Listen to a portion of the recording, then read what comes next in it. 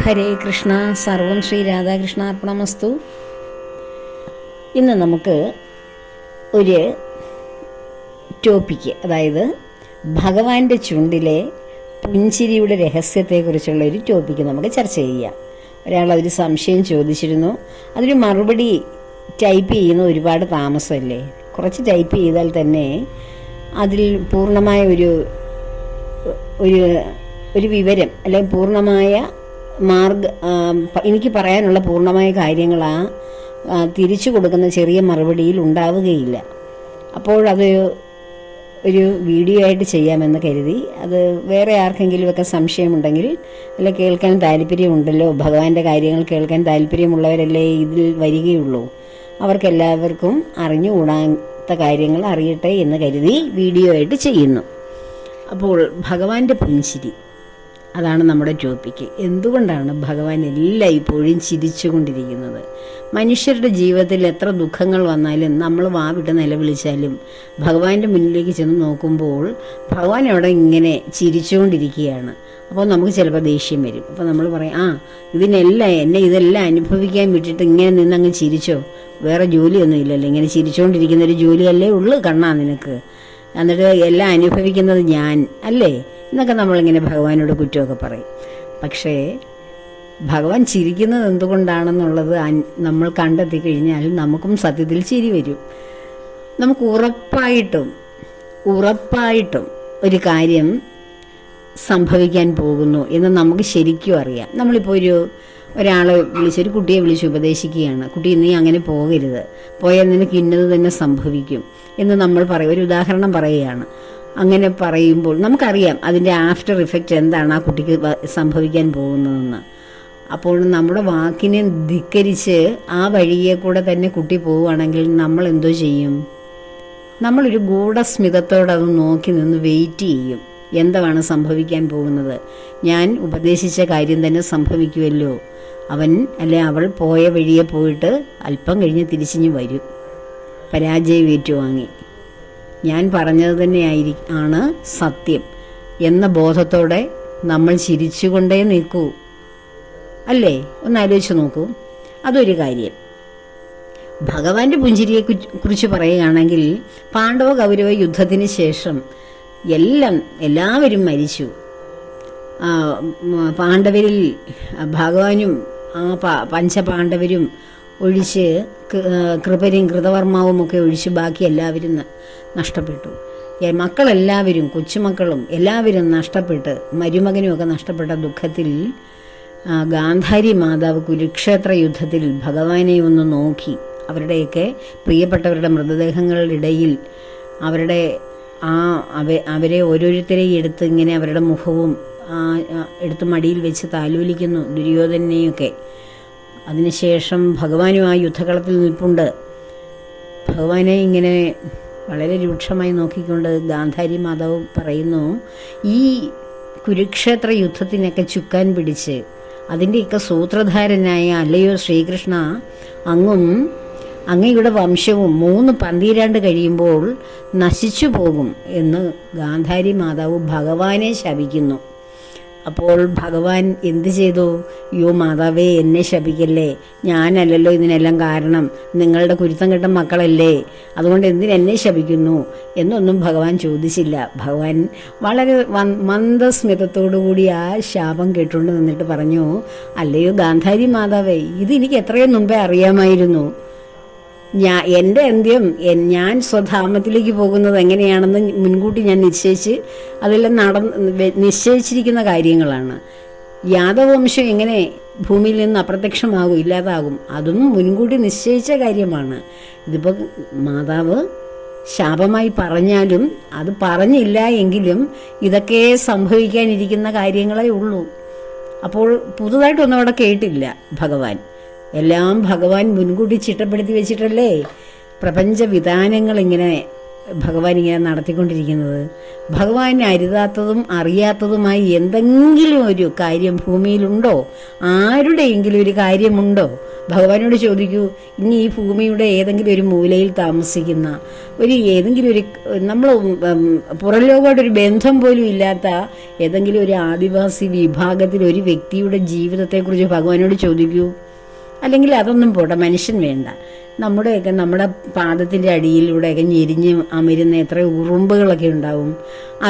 ഇതിലേതെങ്കിലും ഒരു ഉറുമ്പിനെ എടുത്തിട്ട് ഭഗവാനോട് ചോദിക്കും, ഭഗവാനെ ഈ ഉറുമ്പിന് ആരായിരുന്നു, ഇനി ആരാകും, ഇതിന് എത്ര കാലം കൂടി ഇനി ഇവിടെ ഭൂമിയിൽ വാസമുണ്ട്? ഭഗവാൻ കൃത്യമായിട്ട് പറയും. പിന്നെയാണോ ഭഗവാന്റെ കാര്യമോ മനുഷ്യരുടെ കാര്യമോ ഭഗവാൻ അറിഞ്ഞുകൂടാത്തത്? കാരണം ഇത് എല്ലാറ്റിൻ്റെയും ഉള്ളിൽ വിളങ്ങുന്ന ശക്തിയാണ് ഭഗവാൻ. നമ്മുടെ ഒരു വീട്ടിൽ ജീവിക്കുന്നു.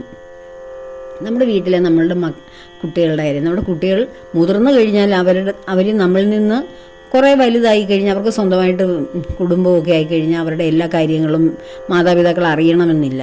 പക്ഷെ അവർ തീരെ കുഞ്ഞു കുട്ടികളായിട്ടിരിക്കുമ്പോൾ അവർ എന്തിനാണ് കരയുന്നത്, അല്ലെ എന്താണ് ആവശ്യപ്പെടുന്നത്, അവർ പുറത്തു പോകുമ്പോൾ അവർ എന്തുമായിരിക്കും ആവശ്യങ്ങളൊക്കെ പറയുന്നത്, അല്ലെ അവർക്ക് വേണ്ട ആവശ്യങ്ങൾ എന്തെല്ലാമാണ്, ഇതൊക്കെ നമുക്ക് കൃത്യമായിട്ട് നമുക്ക് അറിഞ്ഞുകൂടെ? നമ്മുടെ കൈകളിലൂടെ അല്ലേ എല്ലാം കടന്നു പോകുന്നത്. നമ്മുടെ വീടിന് വേണ്ടുന്ന കാര്യങ്ങൾ, നമ്മളുമായിട്ട് ബന്ധപ്പെട്ട എല്ലാ കാര്യങ്ങളും നമുക്കറിയാം. ഒരു ചെറിയ ഗൃഹത്തിൽ താമസിക്കുന്ന നമുക്ക് നമ്മുടെ ചുറ്റുപാട് നടക്കുന്ന അല്ലെ നമ്മുടെ വീട്ടിലുള്ള എല്ലാവരുടെയും കാര്യങ്ങളും മറ്റു കാര്യങ്ങളും നമുക്ക് കൃത്യമായിട്ടറിയാം. അതുപോലെ ഈ പ്രപഞ്ചമാകുന്ന ഈ ഒരു അണ്ഡത്തെ, അതായത് ഒരു മുട്ട, ആ ബ്രഹ്മാണ്ഡത്തിലിരിക്കുന്ന ഓരോ ജീവജാലങ്ങളുടെയും ഉള്ളിൽ ഇരിക്കുന്നത് ഭഗവാനാണ് ഓരോന്നിനെയും സൃഷ്ടിച്ചു വെച്ചിരിക്കുന്നത്. നമുക്ക് നമ്മുടെ മക്കളെ ഏറ്റവും നന്നായിട്ട് അറിയാൻ കഴിയും. കുട്ടിക്കാലത്തും അവരുടെ ശൈശവം, ബാല്യം, കൗമാരത്തിലൊക്കെ നമുക്ക് അറിയാൻ കഴിയും. ആ യൗവനാവസ്ഥയിലും നമ്മൾ അവരോട് വളരെ ക്ലോസ്ഡാണ്. കുഞ്ഞുങ്ങൾ എല്ലാ കാര്യങ്ങളും നമ്മളോട് തുറന്നു പറയും. അപ്പോൾ അതെന്തുകൊണ്ടാണ്? നമ്മൾ നമ്മുടെ ജീവനും ആത്മാവൊക്കെ കൊടുത്ത് നമ്മൾ സൃഷ്ടിച്ചിങ്ങനെ വെച്ചിരുന്ന് വളർത്തി കൊണ്ടുവരുന്നതാണ് നമ്മുടെ തലമുറകളെ. അതുകൊണ്ടാണ്. മറ്റ് അയൽപ്പക്കത്തെ കുട്ടികളുടെ കാര്യം ചോദിച്ചാൽ നമ്മളോട് പറയാൻ കഴിയുമോ? നമുക്ക് പറ്റില്ല. അപ്പോൾ എന്ന് പറഞ്ഞതുപോലെ ഭഗവാന്റെ മക്കളാണ് ഈ പ്രപഞ്ചത്തിൽ കാണുന്ന സർവ്വചരാചരങ്ങളും. അതിൻ്റെ ഓരോന്നിൻ്റെയും ചരിത്രം എല്ലാം ഭഗവാൻ അറിയാം. നമ്മളിപ്പോൾ ദുഃഖിക്കുന്നു. ഇപ്പോൾ ഭഗവാന്റെ ദുഃഖത്തിൻ്റെ കാര്യം ഞാൻ പറഞ്ഞു. ഭഗവാനെ ശപിച്ചിട്ടും ഭഗവാൻ സന്തോഷമായിട്ട് നിന്നു. കാര്യം ഭഗവാൻ എല്ലാ കാര്യങ്ങളും അറിയാം. പിന്നെ പ്രത്യേകിച്ചൊരു ശാപം കിട്ടിയപ്പോൾ ഭഗവാൻ പ്രത്യേകിച്ചൊരു ഭാവമാറ്റവുമില്ല. ആ പുഞ്ചിരി തന്നെ. എന്താണ് ആ പുഞ്ചിരി? ആ പുഞ്ചിരിയിലേക്കൊന്ന് സൂക്ഷിച്ചു നോക്കൂ. എല്ലാം ഞാൻ അറിയുന്നു എന്നാണ് ആ ഗൂഢസ്മിതം. എപ്പോഴും ആ ഒരു ഗൂഢമായിട്ടുള്ള ഒരു സ്മിതമല്ലേ ഭഗവാന്റെ ചുണ്ടിൽ തത്തിക്കളിക്കുന്നത്. എല്ലാം ഞാൻ അറിയുന്നു. നീ എവിടെ വരെ പോകും, നീ എവിടെ വരെ ദുഃഖിക്കും, നീ എവിടെ വരെ സന്തോഷിക്കും, നിന്റെ കർമ്മങ്ങൾ എവിടെ വരെ, ഇതെല്ലാം ഞാൻ അറിയുന്നു.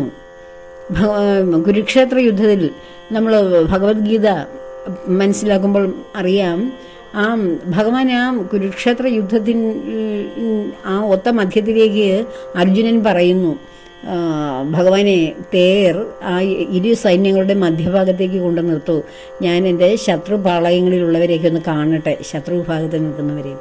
ഭഗവാൻ അവിടോട്ട് കൊണ്ടു നിർത്തിയിട്ട് ഭഗവാന്റെ കടാക്ഷം കൊണ്ട്, നോട്ടം കൊണ്ട് തന്നെ, ആ ഗൂഢസ്മിതത്തോടു കൂടിയുള്ള ആ നോട്ടം കൊണ്ട് തന്നെ എതിർവശത്തുള്ളവരുടെ എല്ലാം ആയുസ് അളന്നെടുത്ത ആളാണ് ഭഗവാൻ. ഇവൻ്റെ ആയുസ് ഇത്രയൊക്കെ ഉള്ളൂ. അർജുനൻ യുദ്ധം ചെയ്താലും ഇല്ലെങ്കിലും ഇത്രയും കഴിയുമ്പോൾ അവൻ ഇവിടെ നിന്ന് പടിയിറങ്ങും എന്ന് ഭഗവാൻ അറിയാം.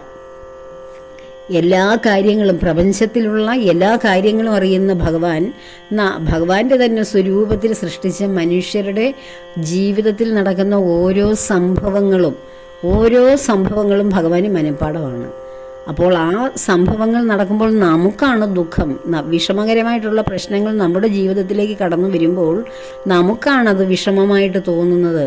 ഭഗവാൻ അറിയാം ഈ സമയവും കടന്നു പോകും, ഒരല്പനേരത്തെ കാര്യമേ ഉള്ളൂ ഇവൻ അല്ലെങ്കിൽ ഇവൾ വിഷമിക്കുന്നതിന്, അത് കഴിയുമ്പോൾ വീണ്ടും പഴയപടിയാകും. അപ്പോൾ അവിടെ ഭഗവാൻ നമുക്കാണ് ആ ഒരു പ്രതിസന്ധി ഘട്ടം വന്നപ്പോൾ വിഷമം വന്നത്. ഭഗവാൻ എന്തിനാണ് വിഷമിക്കുന്നത്? ഭഗവാന് വിഷമമില്ല. വിഷമിക്കുന്ന നമ്മളെ താങ്ങി നിർത്തി ഈ സമയവും കടന്നു പോകും മോനെ, അല്ലെ മോളെ, നീ വിഷമിക്കണ്ട എന്നാണ് ആ ഗൂഢസ്മിതത്തിൻ്റെ അർത്ഥം. അല്ലാതെ ഒരു നിസ്സംഗനായി നീ എന്തെല്ലാം വേണേലും അനുഭവിച്ചോ, ഞാനല്ലേ നിന്നെ സൃഷ്ടിച്ചതും, നീ എന്നെ ഈ ദുഃഖത്തിൽ, ഈ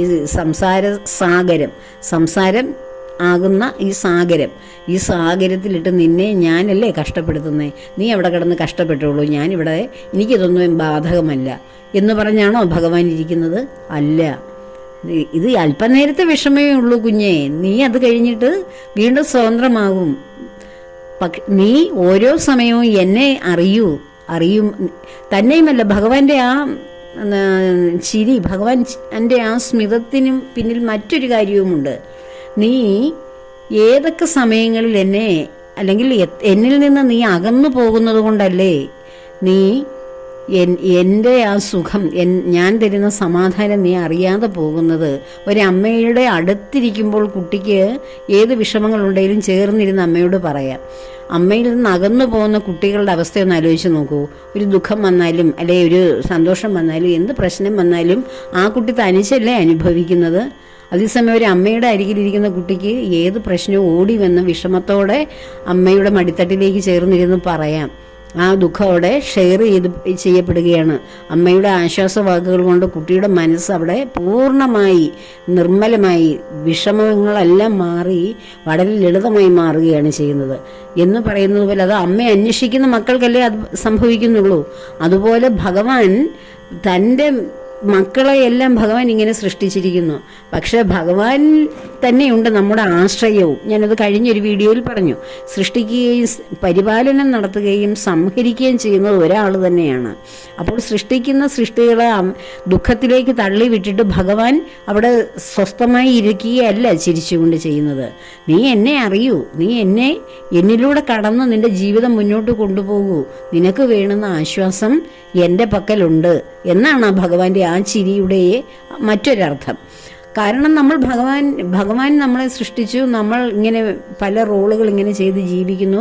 പക്ഷെ സൃഷ്ടിച്ചത് ആരാണെന്നും ഇവിടെ നിലനിർത്തുന്നത് ആരാണെന്നും ഒന്നും നമ്മൾ ശ്രദ്ധിക്കാതെ നമ്മൾ ആകുന്ന ഈ ശരീരം, നമ്മളാകുന്ന ഈ ജഡവസ്തുവായ ഈ ശരീരം ഇങ്ങനെ അതിൻ്റെ ഒരു ബലത്തിലാണ് ഞാൻ ഈ ജീവിക്കുന്നത്. അതേ ഉള്ളൂ ഇവിടെ സത്യം. ഈശ്വരനൊന്നും ഇവിടെ ഇല്ല, ഉണ്ടെങ്കിൽ എനിക്ക് കാണാൻ കഴിയുന്നില്ലല്ലോ എന്നൊക്കെയുള്ള യുക്തിബോധത്തോടുകൂടി ജീവിക്കുന്ന നാം ഭഗവാനിൽ നിന്ന് എത്രയോ അകലെയാണ്. ആ അകലെ നിൽക്കുന്ന നമ്മൾക്ക് എങ്ങനെയാണ് ഭഗവാന്റെ ആശ്രയവും കരുതലും സ്നേഹവും സാന്ത്വനവും ഒക്കെ കിട്ടുന്നത്? അപ്പോൾ നമ്മൾ ദുഃഖത്തിൽ ഒരുപാട് ഒറ്റയ്ക്ക് നമ്മൾ അനുഭവിക്കുകയാണ് ചെയ്യുന്നത്. ആ ദുഃഖം ഉണ്ടാകുമ്പോൾ ചില ആളുകൾ മാത്രമാണ് ഭഗവാനിലേക്ക് എത്തുന്നത്. ബഹുഭൂരിപക്ഷം ആൾക്കാർ എന്ത് ചെയ്യും? അവർ സ്വയം അത് എങ്ങനെയെങ്കിലുമൊക്കെ നിവർത്തിക്കാൻ നോക്കുകയും നിവർത്തിക്കാൻ കഴിയുന്നില്ലെങ്കിൽ ജീവിതത്തിൽ നിന്ന് പിന്തിരിഞ്ഞോടുകയൊക്കെ ചെയ്യുകയാണ് ചെയ്യുന്നത്. പക്ഷേ ഈ ദുഃഖങ്ങളും ഈ സുഖങ്ങളും എല്ലാം ജീവിതത്തിൻ്റെ ഓരോ ഘട്ടങ്ങളുടെ ആയിട്ട് കരുതി അത് മുന്നോട്ട് കൊണ്ടുപോകുന്ന, അത് കണ്ടുകൊണ്ടിരിക്കുന്ന ഭഗവാന്റെ അരികിലേക്ക് നാം ആരും ഓടിച്ചെല്ലുകയോ അല്ലെ ഭഗവാനിൽ ആശ്രയം കണ്ടെത്തുകയോ ചെയ്യുന്നില്ല. ചെയ്താലല്ലേ ഭഗവാൻ നമ്മളോട് കൂടുതൽ സ്നേഹവും കരുതലും ആ ദുഃഖം ഇറക്കി വയ്ക്കാൻ ഒരു ചുമലും ഒക്കെ നമുക്ക് കിട്ടൂ. ആ ഭഗവാന്റെ ആ ചിരിയിലൂടെ നീ ഇതൊക്കെ അനുഭവിച്ചിട്ടും നീ എൻ്റെ അടുക്ക തന്നെയല്ലേ വരാൻ പോകുന്നത് എന്നും ആ ചിരിയുടെ അർത്ഥമുണ്ട്. കാരണം ഓരോ ജീവന്റെയും അല്ലെ ജീവിതത്തിൻ്റെയും അൾട്ടിമേറ്റായിട്ടുള്ള ലക്ഷ്യം ഭഗവാന്റെ പത്മപാദങ്ങൾ തന്നെ, ഭഗവാനിലേക്ക് എത്തുക എന്നുള്ളത് തന്നെയാണ്. ഭഗവാന്റെ ചിരിയുടെ രഹസ്യം എന്ന് പറയുന്നത് എല്ലാം അറിയുന്ന ഭഗവാനാണ്, ഓരോരുത്തരുടെയും പ്രശ്നങ്ങൾ അറിയുന്ന ഭഗവാനാണ്. എന്നിട്ടും എൻ്റെ പ്രശ്നം വരുമ്പോൾ എൻ്റെ മുന്നിൽ നിന്ന് നീ ചിരിക്കുന്നത് എന്താ കണ്ണ എന്ന് ചോദിക്കുന്നതിന് പകരം എൻ്റെ പ്രശ്നങ്ങളും എൻ്റെ സന്തോഷങ്ങളും എൻ്റെ ജീവിതവുമെല്ലാം എൻ്റെ ഭഗവാനെ അങ്ങയുടെ മുന്നിൽ, അങ്ങ് തന്ന ഈ സന്തോഷവും ദുഃഖവും ഒക്കെ അങ്ങയുടെ മുന്നിൽ ഞാൻ സമർപ്പിക്കുന്നു. എനിക്ക് എൻ്റെ ഹൃദയവേദന എനിക്ക് താങ്ങാൻ കഴിയുന്നില്ല ഭഗവാനെ, അവിടുന്ന് തന്നതാണല്ലോ, അവിടുന്ന് കാണുകയാണല്ലോ ഞാൻ ഈ അനുഭവിക്കുന്നത്, അവിടുന്ന് അറിയുകയല്ലേ എന്നെ, അവിടുന്ന് തന്നെയല്ലേ എൻ്റെ ഉള്ളിൽ ജീവനായിട്ടിരിക്കുന്നത്. അങ്ങ് തന്നെ ഇതെല്ലാം ഏറ്റെടുത്ത് എൻ്റെ ഹൃദയത്തിന് വേദന ഇല്ലാതാക്കി എൻ്റെ മനസ്സിൻ്റെ ഭാരം അവിടുന്ന് വഹിക്കുക, എനിക്കിത് ചുമക്കുവാൻ കഴിയുന്നില്ല കണ്ണ എന്ന് സ്നേഹത്തോടെ സമാധാനത്തോടെ സമർപ്പണത്തോടെ ഭഗവാന്റെ മുന്നിൽ സമർപ്പിക്കുന്ന ഏതൊരു വ്യക്തിയെയും ഭഗവാൻ ആ സുസ്മേരവദനായി പുഞ്ചിരി തൂകി ഗൂഢസ്മിതത്തോടിരിക്കുന്ന ഭഗവാൻ തൻ്റെ ഹൃദയത്തിലേക്ക് ചേർത്ത് നമ്മുടെ ഹൃദയഭാരം നിഷ്പ്രയാസം അദ്ദേഹം അത് ഏറ്റെടുത്തിട്ട് നമ്മുടെ ഹൃദയത്തിന് എത്ര ലാഘവത്വമാണ് തരുന്നത്, എത്രയോ ലാഘവത്വം. നിങ്ങൾ ഹൃദയവേദനയോടുകൂടി നിങ്ങൾക്ക് താങ്ങാൻ പറ്റില്ല, നിങ്ങളുടെ മനസ്സിനെ വല്ലാതെ മതിക്കുന്നു, എനിക്കിനി വയ്യ, എനിക്ക് വട്ട് പിടിച്ചു പോകും ഇനി ഇങ്ങനെയൊക്കെ ചിന്തിച്ചു കൂട്ടുകയാണെങ്കിൽ എന്നൊക്കെ തോന്നുന്ന ചില നിർണായകമായ ഘട്ടങ്ങളില്ലേ, ഇനി എനിക്ക് വയ്യ, ഞാൻ കുഴഞ്ഞ് എനിക്കിനി പറ്റില്ല എന്ന് തോന്നുന്ന ഘട്ടമില്ലേ, ആ സമയത്ത് നിങ്ങൾ ഭഗവാന്റെ മുന്നിലൊന്ന് സമർപ്പിതമായിട്ടൊന്ന് കരഞ്ഞു പ്രാർത്ഥിക്കൂ. ഒന്നുകിൽ അവനവൻ്റെ പൂജാമുറിയിൽ, അല്ലെങ്കിൽ ഏതെങ്കിലും ഒരു ഭഗവാന്റെ ഒരു ക്ഷേത്ര അരികിൽ അടുത്തുണ്ടെങ്കിൽ അവിടേക്കൊന്ന് പോകൂ. ആ ശ്രീകോവിലിന് മുമ്പിൽ, ആ തിരുമുമ്പിൽ നിന്ന് മുട്ടുകുത്തി ആ ഭഗവാന്റെ മുഖത്തേക്ക് നോക്കി ഒന്ന് കരഞ്ഞ് ഒരു മിനിറ്റ് ഒന്ന് കരഞ്ഞൊന്ന് പ്രാർത്ഥിക്കൂ. ഒരു മിനിറ്റ് പോലും വേണ്ട, നമ്മുടെ ഹൃദയം പൊട്ടി ഒഴുകും. ഭഗവാന്റെ തിരുമുമ്പിലേക്ക് ചെല്ലുമ്പോൾ നമ്മൾ ദുഃഖത്തോടാണ് ചെല്ലുന്നതെങ്കിൽ എന്തിനാണ് അവിടെ ഒരു മിനിറ്റ് വേണ്ടത്? ഭഗവാനെ കാണുമ്പോൾ ആ ക്ഷേത്രത്തിലേക്ക് കാലെടുത്ത് വെക്കുമ്പോൾ തന്നെ നമ്മൾ കരഞ്ഞു പോകും. ആ കരച്ചിൽ എന്തിനാണ്? ഭഗവാനാകുന്ന ആശ്രിത വത്സനാകുന്ന എൻ്റെ എല്ലാമാകുന്ന എൻ്റെ ഭഗവാന്റെ മുമ്പിലേക്ക് എൻ്റെ വേദന ഞാൻ ഇറക്കി വയ്ക്കുകയാണ്.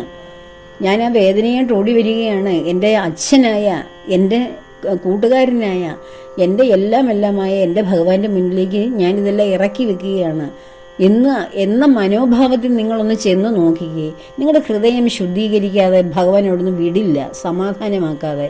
എന്താണോ നിങ്ങളെ വിഷമിപ്പിക്കുന്ന കാര്യം അത് അവിടെ പൂർത്തിയാക്കിയിട്ടായിരിക്കും നിങ്ങൾ തിരിച്ചു വരുന്നത്. എനിക്ക് എത്ര അനുഭവങ്ങളുണ്ട്,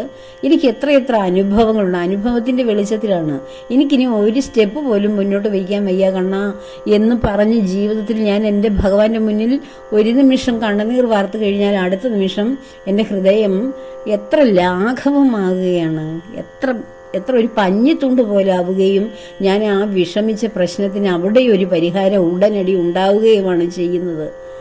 എന്തുകൊണ്ടാണ് നിങ്ങൾക്ക് ഈ സമർപ്പിത ബുദ്ധി ഇല്ലാത്തത്? ഭഗവാൻ ഞാൻ ചിരിച്ചുകൊണ്ട് നിൽക്കുന്നത് അതിനു വേണ്ടി തന്നെയാണ്. നിന്റെ ദുഃഖമെല്ലാം എനിക്ക് തരൂ, എൻ്റെ സന്തോഷം നീ അനുഭവിക്കൂ എന്നും ആ ചിരിക്ക് അർത്ഥമുണ്ട്. എല്ലാ ദുഃഖങ്ങളും നമ്മുടെ കർമ്മഫലം കൊണ്ടാണ് നമ്മൾ ദുഃഖമൊക്കെ അനുഭവിക്കുന്നത്.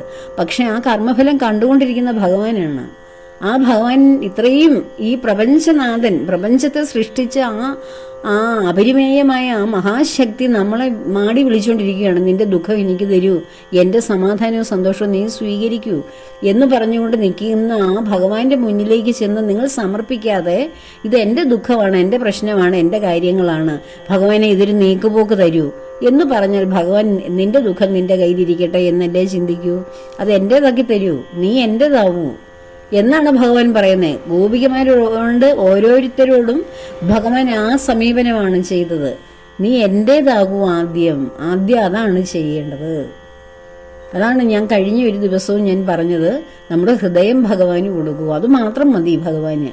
അല്ലാതെ ഭഗവാൻ അവിടെ വില പിടിച്ച സാധനങ്ങളോ വലിയ വലിയ പൂജകളോ കാഴ്ചകളോ ദ്രവ്യങ്ങളോ ഒന്നും വേണ്ട. നമ്മുടെ ശുദ്ധമായിട്ടുള്ള ഭക്തിസാന്ദ്രമായിട്ടുള്ള ആ പവിത്രമായ ഹൃദയം ഭഗവാന് കൊടുക്കൂ. ആ ഭഗവാന് അതിൽ കൂടുതൽ വേറൊന്നും വേണ്ട. ആ ഹൃദയത്തിൽ ഭഗവാൻ ഇരുന്ന് വിളങ്ങും. നമ്മുടെ വേദനകളൊക്കെ ഭഗവാനെ വേദനിപ്പിക്കും. ഒരു വേദനയും നമുക്ക് തരില്ല ഭഗവാൻ. നമ്മുടെ ആ ഭഗവാന്റെ ആ ഗൂഢസ്മിതം തന്നെ നമുക്ക് തരുന്ന ഏറ്റവും നല്ല നമുക്ക് തരുന്ന ഒരു പ്രതീക്ഷയാണ്. നിന്റെ ദുഃഖമെല്ലാം എനിക്ക് ഇറക്കി വയ്ക്കൂ, എൻ്റെ ഹൃദയത്തിലെ എൻ്റെ മനസ്സിൻ്റെ സന്തോഷവും എൻ്റെ ചുണ്ടിലെ പുഞ്ചിരിയൊക്കെ നിനക്ക് വേണ്ടിയാണ്. പക്ഷെ നമ്മൾ എല്ലായ്പ്പോഴും അത് കാണാതെ നമ്മൾ ഭഗവാനെ കുറ്റം പറയും. നീ ഇങ്ങനെ ചിരിച്ചോണ്ടിരുന്നോ കണ്ണാ, ഞാനിവിടെ കിടന്ന് അനുഭവിക്കുന്നു എന്ന്. അപ്പം ഞാനും വേറെ നീയും വേറെ, രണ്ടു പേരാണ്. അങ്ങനെയാണ് നമ്മൾ കാണുന്നത്. ഞാനും അങ്ങും ഒന്ന് തന്നെയാണ്. അങ്ങ് തന്നെയല്ലേ എനിക്ക് ജീവൻ തന്നത്, എന്നിരിക്കുന്ന ബോധം അവിടുന്ന് തന്നെയല്ലേ. അപ്പോൾ എൻ്റെ പ്രശ്നങ്ങളും അവിടുത്തെ തന്നെയല്ലേ. ഇങ്ങനെ നിങ്ങൾ ആവശ്യപ്പെട്ടെന്ന് ചോദിച്ചു നോക്കൂ. ഭഗവാൻ അതിന് പരിഹാരം കാണുന്നില്ല എന്ന് പറയുന്നതിൽ ഒരർത്ഥവുമില്ല. ഭഗവാനെ വേണ്ട വിധത്തിൽ ഹൃദയത്തിൽ സ്വീകരിക്കൂ.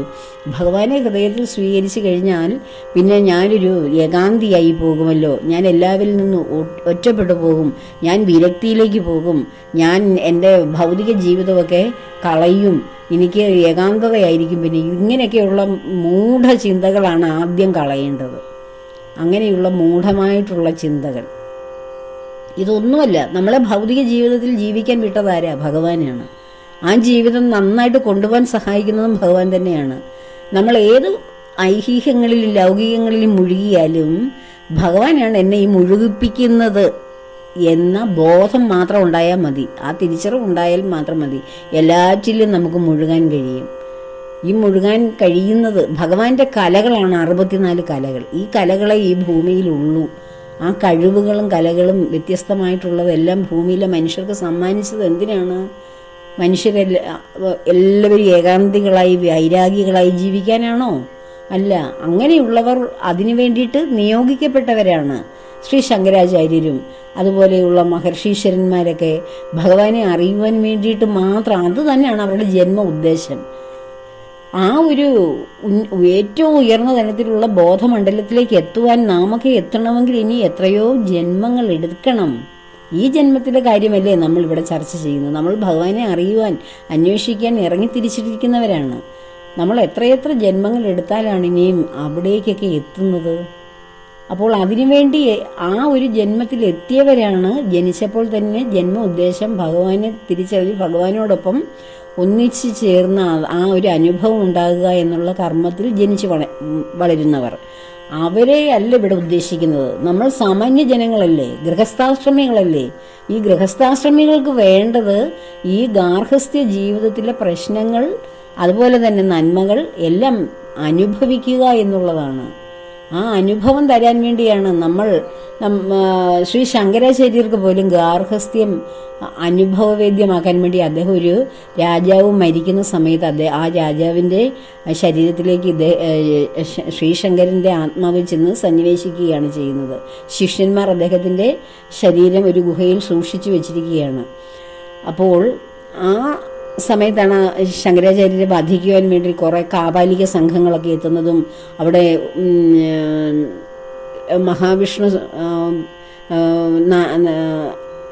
മഹാവിഷ്ണു ഭഗവാൻ നരസിംഹ രൂപത്തിൽ ചെന്ന് ആ നരസിംഹമൂർത്തിയായത് ശ്രീ ശങ്കരൻ്റെ ഏറ്റവും പ്രിയപ്പെട്ട ശിഷ്യൻ ശ്രീ ഉഗ്രരൂപിയായ ആ നരസിംഹമൂർത്തിയെ പോലെ ഹുങ്കാര ശബ്ദത്തോടു കൂടി ചെന്ന് ആ കാപാല സംഘങ്ങളെയൊക്കെ വധിക്കുകയാണ് ചെയ്യുന്നത്, ശങ്കരാചാര്യരെ വധിക്കാൻ ശ്രമിച്ചവരെ. അപ്പോൾ ആ ശ്രീ ശങ്കരാചാര്യർ ആചാര്യനായ ആദി ഗുരുവായ ശ്രീ ശങ്കരൻ പോലും ഗാർഹസ്ഥ്യ ജീവിതം, അതായത് ഗൃഹസ്ഥാശ്രമി, അതായത് ഭൗതിക ജീവിതം, ദാമ്പത്യ ജീവിതം അനുഭവിച്ച ആളാണ്. അനുഭവിക്കുന്നത് അതിനുവേണ്ടിയും നിയോഗിക്കപ്പെട്ട ആളാണ്. അപ്പോൾ ഇതൊക്കെ നമുക്ക് നമ്മൾ ഗൃഹസ്ഥാശ്രമികളായി ജീവിക്കുമ്പോൾ ഇതെല്ലാം ഭഗവാൻ നമുക്ക് തന്ന അനുഭവയോഗങ്ങളാണ്. അത് നമ്മൾ അനുഭവിച്ച് തന്നെ തീർക്കുകയാണ് ചെയ്യേണ്ടത്. അല്ലാതെ ഞാൻ ഭഗവാനിലേക്ക് എത്തിക്കഴിഞ്ഞാൽ എനിക്കിതൊക്കെ അനുഭവിക്കാൻ കഴിയില്ല എന്ന് പേടിച്ച് കുറച്ച് പേർ ഭഗവാനെ അറിയാതെയും അറിഞ്ഞിട്ടും അകന്നു മാറി നിൽക്കുന്നവരും ഉണ്ട്. കാരണം അവരുടെ ഭൗതിക ഭോഗങ്ങൾ, സുഖങ്ങൾ, അവരുടെ ആഡംബരങ്ങൾ, അവർക്ക് ഉണ്ടായിരിക്കുന്ന എല്ലാ ഐശ്വര്യങ്ങളും അതൊക്കെ അനുഭവിക്കാൻ പറ്റാതെ ഞാൻ വലിയ ഏകാന്തിയായി പോകുമോ, അല്ലെങ്കിൽ നിരാശ ബാധിക്കുന്നവനോ, അല്ലെങ്കിൽ നിസ്സംഗനോ, നിർമ്മമനോ, വൈരാഗ്യമോ ഒക്കെ ആയി പോകുമോ എന്ന ഭയം ചിലർക്കുണ്ട്. പക്ഷെ ഇതൊക്കെ വെറുതെയാണ്. എന്തും അനുഭവിക്കുക, എന്തും ആ മനുഷ്യ മനസ്സുകളിൽ എന്താണോ ആഗ്രഹം, ആ ആഗ്രഹം അനുഭവിച്ചാലേ ഉള്ളൂ അത് തീരുന്നത്. അനുഭവിക്കാതെ നാം ഈശ്വര ചിന്തയിലേക്ക് പോകുന്നു, ഞാൻ ഭക്തിയുടെ സേവനത്തിലേക്ക് ഇരിക്കുന്നു എന്ന് പറഞ്ഞു പോയിട്ട് കുറച്ച് കഴിയുമ്പോൾ നാം അടക്കി വെച്ചിരിക്കുന്നത് കാര്യങ്ങൾ പിന്നെയും നമ്മുടെ മനസ്സിനെ അലട്ടും. ഇതൂടെ കഴിഞ്ഞിട്ട് പോരായിരുന്നോ ഈ ഭാഗത്തോട്ട് വരുന്നത് എന്ന് തോന്നും. അതുകൊണ്ട് നാം ഓരോന്നും അനുഭവിച്ച് തീർന്നതിന് ശേഷമാണ് അടുത്ത സ്റ്റെപ്പിലേക്ക് ക്രമേണ എത്തുകയാണ് ചെയ്യുന്നത്. ഒരു തേങ്ങ കരിക്കായിട്ട് നിൽക്കുന്നു തെങ്ങിൽ, അപ്പോൾ അതിന് നല്ല ഭാരം ഉണ്ടാകും. അതിലെ വെള്ളം കുറേശ്ശെ വറ്റി അത് വിളയാൻ തുടങ്ങുമ്പോൾ അതിൻ്റെ ഭാരം കുറഞ്ഞു വരും. അത് കഴിഞ്ഞ് നമ്മളത് പാകമാകുമ്പം അതിൻ്റെ തേങ്ങ ചിരകിയെടുത്ത് നമ്മൾ ഉപയോഗത്തിനെടുക്കും. അന്നേരം നമ്മൾ എടുക്കുന്നില്ലെങ്കിലോ, അത് തെങ്ങിൽ നിന്ന് എടുക്കുന്നില്ലെങ്കിലോ ആ അവിടെ നിന്ന് വിളഞ്ഞ് ഉണങ്ങി, തൊണ്ടെല്ലാം ഉണങ്ങി, അതിനകത്തിലെ തേങ്ങയൊക്കെ ഇങ്ങനെ വെള്ളമെല്ലാം വറ്റിയിട്ട് അത് ഉരുണ്ട് താഴെ വീഴും, ഞെട്ടറ്റ് വീഴും. ആ വീണ് കിടക്കുന്ന ആ തേങ്ങ എടുത്ത് നമ്മളിങ്ങനെ കുലുക്കി നോക്കുമ്പോൾ അതിൽ കുലുക്കമല്ല, കുടുക്കം ആണ് ഉണ്ടാകുന്നത്. കുടുകുടാന്നുള്ള കുടുക്കം. കാരണം ആ തേങ്ങ അതിൽ നിന്ന് ചിരട്ടയിൽ നിന്ന് വേർപെട്ട് കിടക്കുന്നു. അത് ഉടനെ നടന്ന സംഭവമാണോ? അല്ല.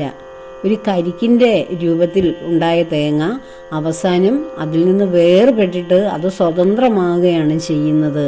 അതുപോലെയാണ് നമ്മുടെ ജീവിതവും. നമ്മളിങ്ങനെ ജീവിതത്തിൽ ഭാരമുള്ളവരായി, പ്രശ്നങ്ങളുടെ ഭാരത്തിൽ നമ്മൾ ഇങ്ങനെ വലുതായി ഭാരപ്പെട്ടിങ്ങനെ ജീവിക്കുന്നു. ക്രമേണ നമ്മൾ ജീവിതത്തെ അറിഞ്ഞറിഞ്ഞ് വരുമ്പോൾ നമ്മുടെ ഭാരമില്ലായ്മ, ജീവിതത്തെ അറിയുമ്പോഴല്ല, ജീവിതത്തിനോടൊപ്പം ഭഗവാനെ അറിയുമ്പോഴാണ് നമുക്ക് ഭാരമില്ലായ്മ വന്ന് അവസാനം ഈ ജീവിതം ഇവിടെ നമ്മൾ ആടിത്തീർക്കുന്നു, ഒപ്പം അതിലൊട്ടാതെ നമ്മൾ നടക്കുന്നു. അതുകൊണ്ടാണ് ചേമ്പിൻ്റെ ഇലയിൽ അല്ലെങ്കിൽ താമരയുടെ ഇലയിലൊക്കെ ജലം വീണ് കഴിഞ്ഞാൽ അതിനൊരു വാക്സ് പോലൊരു ഭാഗമുള്ളത് കൊണ്ട് ആ വെള്ളം ഇങ്ങനെ അതിലൊഴുകി നടക്കും. പക്ഷെ അത് ജലത്തിലാണ് കഴിയുന്നത്, പക്ഷെ ജലം അതിനെ സ്പർശിക്കുന്നില്ല, അതിൽ ജലം നിറഞ്ഞിരുന്നാലും. എന്ന് പറഞ്ഞതുപോലെ നമ്മൾ ഈ തേങ്ങ ആ തേങ്ങ എന്ന് പറയുന്നത് ആ ചിരട്ടയ്ക്കുള്ളിലാണ്, പക്ഷെ ആ ചിരട്ടയിൽ നിന്ന് വേർപെട്ടു പോയി. എന്തുകൊണ്ടാണ്? ക്രമേണയാണ് അത് സംഭവിച്ചത്. എന്ന് പറഞ്ഞതുപോലെ നമ്മൾ എന്തെല്ലാം കാര്യങ്ങളിൽ മുഴുകിയിരിക്കുന്നോ ആ മുഴുകിയ കാര്യങ്ങളെല്ലാം അതിൽ ക്രമേണ നാം സമയമാകുമ്പോൾ, പാകമാകുമ്പോൾ, നമ്മുടെ മനസ്സ് പരിപക്വമാകുമ്പോൾ ക്രമേണ നമ്മൾ അതിൽ നിന്നെല്ലാം വിട്ടതിന് ശേഷം പിന്നെ അത് ഒട്ടുമോ? ഉണങ്ങി അതിൽ നിന്ന് മാറിയ തേങ്ങ വീണ്ടും ചെന്ന് ചിരട്ടയിൽ ഒട്ടിപ്പിടിക്കുമോ? ഇല്ല. അതുപോലെയാണ് നമ്മൾ ഭഗവാനിലേക്ക് വരേണ്ടതും ഭഗവാനെ അറിയേണ്ടതും അറിഞ്ഞ കാര്യം പ്രായോഗികമാക്കുവാൻ ധ്യാനത്തിലൂടെ ശ്രമിക്കുകയൊക്കെ ചെയ്യുന്നത്. ചിലർ ധ്യാനം ഒക്കെ പ്രാക്ടീസ് ചെയ്യിക്കാൻ പഠിപ്പിക്കുന്നവർ ധ്യാനത്തെക്കുറിച്ച് മാത്രം പറഞ്ഞു കൊടുക്കും. ഭക്തിയോ അല്ലെങ്കിൽ ജ്ഞാനയോഗമോ യാതൊന്നുമില്ലാതെ ധ്യാനത്തിലേക്ക് ഇറങ്ങിത്തിരിക്കുന്നവർക്ക് ഈ അടുത്തിടെ ഞാനിങ്ങനെ കേട്ടു, ചിലർക്ക് മാനസിക പ്രശ്നങ്ങളുണ്ടായെന്ന്. കുണ്ടലിനി നാഡിയൊക്കെ ഉണർത്തുവാൻ വേണ്ടി ഭക്തിയോഗമോ ജ്ഞാനയോഗമോ ഒന്നുമില്ലാത്തവർ, ധ്യാനം മാത്രം പരിശ്രമിച്ചവർ, അവർക്ക് അങ്ങനെ സംഭവിച്ചിട്ടുണ്ടോ എന്ന് ഒരു അനുഭവ സാക്ഷി ഞാൻ കേട്ടു. അപ്പോൾ ഇതൊന്നും നമ്മൾ ഉടനെ കുണ്ടലിനി നാഡിയെ ഉണർത്തി ധ്യാനത്തിൻ്റെ പരമമായ കാഷ്ടയിൽ ഭഗവാനിലേക്ക് നിർവികൽപ്പ സമാധിയിലൂടെ ഭഗവാനെ അനുഭവിക്കാൻ അങ്ങനെ പെട്ടെന്ന് ആർക്കും പറ്റില്ല. ഗൃഹസ്ഥാശ്രമത്തിലോ അല്ലെങ്കിൽ ഏകാന്തത്തിലോ ജീവിക്കുന്നവർക്ക് പറ്റില്ല. കാരണം അതിനൊക്കെ ഓരോ സ്റ്റെപ്സ് ഉണ്ട്. അത് ഈ ഭഗവത്ഗീതയിൽ ഭഗവാൻ പറഞ്ഞിരിക്കുന്ന അതാ ജ്ഞാനമാർഗങ്ങളെല്ലാം, അത് ഈ കർമ്മമാർഗവും ജ്ഞാനമാർഗവും സാഖ്യയോഗവും എല്ലാം പറഞ്ഞേക്കുന്നു. അതെല്ലാം ഏതു വേണേലും നമുക്ക് അനുയോജ്യമായിട്ട് സ്വീകരിക്കാം. സ്വീകരിച്ച് കഴിയുമ്പോഴേ നമ്മൾ ഭഗവാൻ നമ്മളിൽ തന്നെ ഇരിക്കുന്നു എന്നുള്ള ആ ബോധം നമുക്ക് ലഭിക്കുകയാണ് ചെയ്യുന്നത്. അത് ലഭിച്ചതിന് ശേഷം അതൊരു അനുഭവം, എന്നിലിരിക്കുന്ന ഈശ്വരനെ എനിക്ക് അനുഭവിക്കണ്ടേ? ആ അനുഭവ യോഗത്തിലേക്ക് പിന്നീട് നാം വരുമ്പോഴാണ് നമ്മൾ യോഗ ധ്യാനമൊക്കെ പ്രാക്ടീസ് ചെയ്തിട്ട് ആ ധ്യാനത്തിലൂടെ ഭഗവാനെ അനുഭവിക്കുകയാണ് ചെയ്യുന്നത്. അല്ലാതെ ഈ പറയുന്ന തിയറിറ്റിക്കലായിട്ടുള്ള കാര്യങ്ങളല്ല ഭഗവാനെ അനുഭവിക്കുക. അതിനൊക്കെ എത്രയോ സമയങ്ങളെടുക്കും. അല്ലെങ്കിൽ സമയമെടുക്കാതെ പെട്ടെന്ന് ചെയ്യണമെങ്കിൽ നമ്മുടെ ആവശ്യം അത്യാവശ്യമാകണം. അത് ഞാൻ മുൻപ് പറഞ്ഞിട്ടുണ്ട് പല അവസരങ്ങളിലും. നമുക്ക് എന്താണോ ആവശ്യം, ഇതേ എന്ന ആവശ്യത്തിലിരിക്കണം. എനിക്ക് ഭഗവാനെ മാത്രം മതി, എനിക്ക് മറ്റൊന്നും വേണ്ട എന്ന് പറഞ്ഞ് ഇറങ്ങിത്തിരിക്കുന്നവർ എത്ര പേരുണ്ടാകും? നമ്മൾ പല ബന്ധങ്ങളിലും ഒക്കെ പെട്ടുകിടക്കുന്നവരില്ലേ? അപ്പോൾ നമുക്ക് അതിനുവേണ്ടി ശ്രമിക്കാൻ കഴിയുമോ? എനിക്ക് അത് തന്നെയാണ് എൻ്റെ മാർഗം എന്ന് പറഞ്ഞ് അതിനുള്ള അവസരമുള്ളവർ അത് ചെയ്യുക. ഇതാണ് എൻ്റെ മാർഗം, എൻ്റെ ലക്ഷ്യം, ഞാൻ അതിലേക്ക് ഇതുവരെയുള്ള ജോലി എനിക്ക് തീർന്നു, ഇനിയും മറ്റ് കർമ്മങ്ങളിലേക്ക്, വാനപ്രസ്ഥത്തിലേക്കും സന്യാസത്തിലേക്കും ഒക്കെ ഞാൻ പോകുന്നു. ഭഗവാനെ അറിയുക അല്ലെങ്കിൽ അതിനെ അനുഭവിക്കുക, ഈശ്വരനെ അനുഭവിക്കുക എന്നതാണ് എൻ്റെ അൾട്ടിമേറ്റ് ഗോൾ എന്ന് പറഞ്ഞ് നമ്മൾ ഇറങ്ങിത്തിരിക്കാൻ കഴിയുന്നവർ അതിന് ചെയ്യുക. അല്ലാതുള്ളവർ നമ്മുടെ ഭൗതിക ജീവിതത്തിൽ ജീവിച്ചുകൊണ്ട് തന്നെ ഇതെല്ലാം ഭഗവാൻ എനിക്ക് തരുന്നു, ഭഗവാൻ എന്നെ കൊണ്ട് ചെയ്യിക്കുന്നു, ഇതിൻ്റെ കർമ്മവും കർമ്മഫലങ്ങളും നന്മയായാലും തിന്മയായാലും അത് ഭഗവാന്റെ പത്മപാദങ്ങളിൽ ഞാൻ സമർപ്പിക്കുന്നു. ഞാൻ പൂർണ്ണമായി എൻ്റെ ഭഗവാനെ സമർപ്പിതമായ എൻ്റെ ജീവിതം അവിടുന്ന് തന്നതാണ്, എനിക്കൊന്നുമില്ലല്ലോ വേറെ. നമ്മൾ അവനെ ആലോചിച്ച് നോക്കൂ. നമ്മളൊരു കൊച്ചു കുഞ്ഞായിട്ട് ഇങ്ങനെ അമ്മയുടെ മടിത്തട്ടിരുന്ന നമ്മളിവിടെ വരെ എത്തിയെങ്കിൽ നമ്മുടെ കഴിവുകൊണ്ടാണോ അല്ല അച്ഛനമ്മമാരുടെ കഴിവുകൊണ്ടാണോ? അല്ല. അവർക്ക് നമ്മളെ ഉയർത്തുവാനൊരു കഴിവ് അച്ഛനും അമ്മയ്ക്കും കൊടുത്തെങ്കിൽ അത് ഭഗവാനാണ് കൊടുത്തിരിക്കുന്നത്. നമുക്ക് സ്വയം ഉയരാൻ കഴിവ് തന്ന് നമ്മുടെ ബോധത്തെ ഉയർത്തിയതും ഭഗവാൻ തന്നെയാണ്. അപ്പോൾ നമുക്ക് സ്വന്തമായിട്ട് ഒന്നുമില്ല. നമ്മൾ ആലോചിച്ചാൽ നമ്മളൊന്നും അല്ല. പിന്നെ എന്തിനാണ് നമ്മൾ എൻ്റെ ജീവിതം എൻ്റെതെന്നൊക്കെ എപ്പോഴും ഇരുന്ന് പറയുന്നത്? എന്തിനാണ്? എൻ്റെതെന്ന് പറയാൻ എന്തുണ്ട്? നമ്മൾ എന്നും ശുദ്ധം ചെയ്ത് കൊണ്ട് നടക്കുന്ന അണിയിച്ചൊരുക്കുന്ന നമ്മുടെ ഈ ശരീരം പോലും നമുക്ക് കൊണ്ടുപോകാൻ പറ്റുമോ? നമ്മൾ ദൂരെ നിന്ന് കാണത്തേ ഉള്ളൂ മരണശേഷം ശരീരത്തിന് കർമ്മം ചെയ്യുന്നതൊക്കെ. അതുപോലും നമുക്ക് കൊണ്ടുപോകാൻ കഴിയുന്നില്ല. പിന്നല്ലേ ശരീരത്തിലിട്ടിരിക്കുന്ന വസ്ത്രങ്ങൾ, ആഭരണങ്ങൾ, അതിനുശേഷമാണ് പിന്നെ ആഹാര സാധനങ്ങൾ, പിന്നെ നമുക്ക് വേണ്ടപ്പെട്ട പ്രിയപ്പെട്ട നമ്മളുടെ ബന്ധുമിത്രാദികൾ, മക്കള്, ഭാര്യ, ഭർത്താവ്, കുടുംബം, നാം അതുവരെയും വൃത്തിയാക്കി വെച്ചിരുന്ന നമ്മുടെ വീടും പരിസരവും നമ്മുടെ സ്വത്തുക്കൾ, ഇതെന്തെങ്കിലും കൊണ്ടുപോകാൻ കഴിയുമോ? ഒന്ന് ആലോചിച്ച് നോക്കൂ. നമ്മുടെ മരണം ജസ്റ്റ് നമ്മളൊന്ന് ചിന്തിച്ച് നോക്കി. നമ്മളുടെ ബോഡി ആചാരപ്രകാരം അടക്കുന്നു. നമ്മൾ എന്ത് ചെയ്യുന്നു?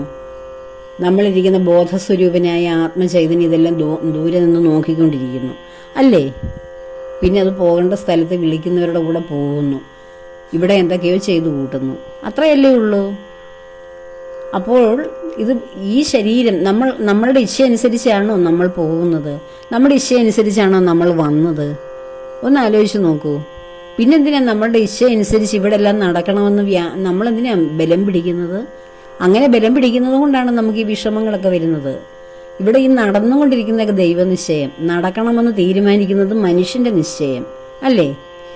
നമ്മൾ നിശ്ചയിക്കുന്നത് എനിക്കിങ്ങനെ ആകണം, അടുത്ത വർഷം ഇത്രയൊക്കെ ഉണ്ടാക്കണം, അല്ലെങ്കിൽ ഇന്ന പദവിയിലൊക്കെ എത്തണം, ഇന്നൊക്കെ സാധിക്കണം എന്ന് നമ്മൾ നിശ്ചയിക്കുന്നു. പക്ഷേ ഇവിടെ നമ്മുടെ ജീവിതത്തിൽ നടന്നുകൊണ്ടിരിക്കുന്നത് ഭഗവാന്റെ നിശ്ചയമാണ്. ആ നിശ്ചയത്തിന് അനുസരിച്ച് മനസ്സിനെ വിട്ടുകൊടുത്ത് ചിന്തകളെ ആ വഴിക്ക് ചലിപ്പിച്ചു കഴിഞ്ഞാൽ ഒരു പ്രതിപ്രവർത്തനവും ഉണ്ടാകില്ല, അല്ലെങ്കിൽ ഒരു വിഷമവും ഉണ്ടാവുകയില്ല. പക്ഷേ നടക്കുന്നതിനെതിരെയല്ലയോ നമ്മൾ എപ്പോഴും ചിന്തിച്ചുകൊണ്ടിരിക്കുന്നത്. അത് നമ്മുടെ തീരുമാനങ്ങളും നമ്മുടെ നിർബന്ധമൊക്കെയാണ് നടക്കണമെന്ന് ആഗ്രഹിക്കുന്നത്. അത് ഭഗവാന്റെ ഇച്ഛയല്ല, ഭഗവാന്റെ തീരുമാനമല്ല. അതുകൊണ്ടാണ് അതിൽ പലതും നടക്കാതെ പോകുന്നത്. ആ നടക്കാതെ പോകുന്നത് കൊണ്ടാണ് നാം വിഷമിക്കുന്നതും നിരാശപ്പെടുന്നതും ദുഃഖിക്കുന്നതൊക്കെ. അതിന് ഭഗവാനെ കുറ്റം പറഞ്ഞിട്ട് വല്ല കാര്യമുണ്ടോ? അതുകൊണ്ടാണ് ഭഗവാൻ, നീ എവിടെ വരെ ഓടിയാലും, നീ ഏതിൻ്റെയൊക്കെ പിന്നാലെ പാഞ്ഞു പോയാലും, നീ അവസാനം ഇവിടെ വരില്ലേ? നീ എൻ്റെ കുട്ടിയല്ലേ, ഞാൻ നിന്നെ നോക്കിയല്ലേ ഇരിക്കുന്നത്, നീ ഇവിടെ വന്നേ അടങ്ങൂ. അതാണ് ഭഗവാന്റെ ആ ചിരിയുടെ അർത്ഥം. അപ്പോൾ ഭഗവാൻ നമ്മുടെ ദുഃഖത്തിലും നമ്മൾ എന്ത് ചെയ്യുമ്പോഴും ഭഗവാൻ ഇങ്ങനെ സന്തോഷഭരിതനായി ഗൂഢസ്മിതത്തോടെ ഇങ്ങനെ നിൽക്കുന്നതിൻ്റെ കാര്യം ഇപ്പോൾ ഏറെക്കുറെ മനസ്സിലായി കാണുമെന്ന് കരുതുന്നു. എല്ലാവർക്കും ആ ഭഗവാന്റെ ഗൂഢസ്മിതത്തിൻ്റെ ആ ആഹ്ലാദം, ഭഗവാന്റെ സന്തോഷത്തിൻ്റെ ആഹ്ലാദത്തിൻ്റെ പങ്കുപറ്റുവാൻ എല്ലാവരെയും ഭഗവാന്റെ ഹൃദയത്തിലേക്ക് ഭഗവാൻ ചേർക്കുവാൻ ആഗ്രഹിക്കുന്നു. എങ്കിലും ചേരാതെ അകന്നു മാറി നിൽക്കുന്നത് അവനവൻ്റെ കുഴപ്പം കൊണ്ട് തന്നെയാണെന്ന് തിരിച്ചറിയുക. ഭഗവാന്റെ സന്തോഷത്തിൽ പങ്കുചേരുക, ദുഃഖമെല്ലാം ആ കരങ്ങളിൽ സമർപ്പിക്കുക. സുഖം, ഭഗവാന്റെ സന്തോഷവും സമാധാനവും, അതാണ് നമ്മുടെ ആത്മാവിൻ്റെ യഥാർത്ഥത്തിലുള്ള ആ ഒരു സ്വഭാവം എന്ന് നമ്മൾ പറയുന്നത് നമ്മളിൽ കാണുന്ന ദേഷ്യവും വാശിയും കുശുമ്പും കുന്നായ്മയൊന്നുമല്ല. ആത്മാവിൻ്റെ ഭാവമാണ് സ്വഭാവം. സ്വഭാവം എന്ന് വെച്ചാൽ സ്വന്തം ഭാവം. സ്വന്തം ഭാവം എന്ന് വെച്ചാൽ എന്തോ ശരീരത്തിൻ്റെ ഭാവമാണോ? അല്ല, നമ്മളിരിക്കുന്ന ആത്മചൈതന്യത്തിൻ്റെ ഭാവം. ആ ഭാവത്തിലൂടെ മുന്നോട്ട് പോകണമെങ്കിൽ ഭഗവാന്റെ കരം പിടിച്ചാലേ കഴിയൂ. അല്ലെങ്കിൽ ഈ സംസാരത്തിലെ ഭാവമൊക്കെ, അതായത് ഈ ഇഹത്തിൽ കാണിക്കുന്ന ഭാവം, നമ്മുടെ ചുറ്റുപാട് നടക്കുന്ന ലോകത്തിൻ്റെ ഭാവം, നമ്മുടെ കൂടെ ജീവിക്കുന്നവരുടെ എല്ലാ ഭാവവും, അങ്ങനെ കുറേ ഭാവങ്ങളിലൂടെയാണ് നമ്മളെല്ലാം ജീവിക്കുന്നത്. അല്ല, സ്വഭാവം കാണിച്ചിട്ടല്ല നമ്മളുടെ ജീവിതത്തിൽ നിത്യേന നാം കടന്നു പോകുന്നത്. ശാന്തമായി, സമാധാനമായി, സന്തോഷമായി ജീവിക്കണമെങ്കിൽ ഭഗവാന്റെ പാദങ്ങളിൽ തന്നെ ശരണം പ്രാപിക്കണം. ദുഃഖങ്ങളെല്ലാം അദ്ദേഹത്തിൻ്റെ ചുമലിലേക്ക് കൊടുക്കൂ. സമാധാനത്തോടെ സന്തോഷത്തോടെ ജീവിതത്തെ മുന്നോട്ട് കൊണ്ടുപോകൂ. ഇത്ര മാത്രമേ എനിക്ക് പറയുവാനുള്ളൂ. എല്ലാം ഭഗവാനാണ് എനിക്ക് ശരണം. എൻ്റെ ശരണാഗതിയൊക്കെ ഭഗവാന്റെ പത്മപാദങ്ങളിലാണ്. അതിനപ്പുറത്തൊരു ഉപാധിയോ ഒരു മാർഗമോ എനിക്ക് നിർദ്ദേശിക്കാൻ അറിയില്ല. ഏത് വിഷയത്തിനും പരിഹാരമായി എൻ്റെ മുന്നിൽ ഭഗവാനേ ഉള്ളൂ. എന്നെ കേൾക്കുന്നവരോടും എനിക്ക് അതേ ഉള്ളൂ പറയാൻ. അത്രമാത്രം. എല്ലാവരെയും ഭഗവാൻ അനുഗ്രഹിക്കട്ടെ. എല്ലാവർക്കും ഭഗവാന്റെ അനുഗ്രഹം പൂർണ്ണമായി ഉണ്ടാകാൻ ആഗ്രഹിക്കുന്നു, പ്രാർത്ഥിക്കുന്നു. എല്ലാ കർമ്മങ്ങളും ഭഗവാന്റെ പത്മപാദങ്ങളിൽ ചേർക്കുന്നു. ലോകാ സമസ്ത സുഖിനോ ഭവന്തു.